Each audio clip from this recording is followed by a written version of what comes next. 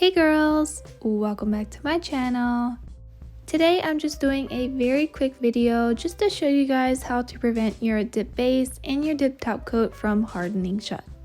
So as you may know, dip base is basically a glue, so you do not want to pull your brush out like this. That will cause your dip brush to harden onto the neck of the bottle. If you notice any liquid on the rim of your bottle, you just want to take a lint-free wipe with some acetone and wipe it up before you close the lid of your bottle after your manicure.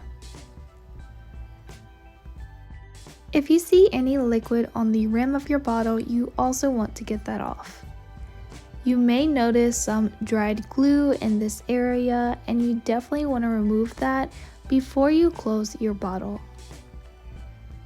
This can build up over time and cause your dip base to harden very easily. I'm just going to take some cuticle cutters and gently pull that hardened glue off of the neck.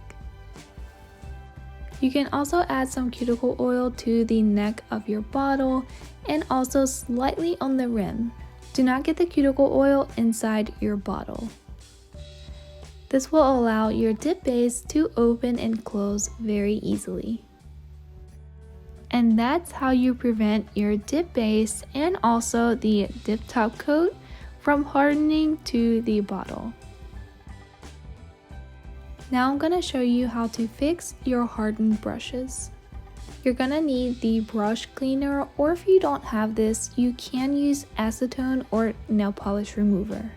I did go ahead and remove the brush from the handle, but this is before I fixed it. So as you can see, the bristles are glued together at the end, and when you try to paint your nail, the bristles do not spread out. This causes a very uneven application and makes it almost impossible to apply products to your nails. I have already done this step, but before you place it inside your brush cleaner bottle, you do want to wipe off your brush with a lint-free wipe and some acetone.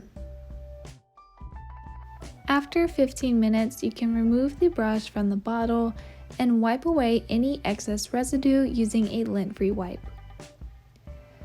At this point, you want to check your brush to see if it's unhardened. As you can see, my brush is like new. All the bristles spread out evenly, and I don't feel any hardened spots within the bristles. How long you need to soak your brush just depends how much residue you have on your brush. I hope this video was very helpful and you learned something new. Make sure to give it a big thumbs up. See you guys in the next video. Bye!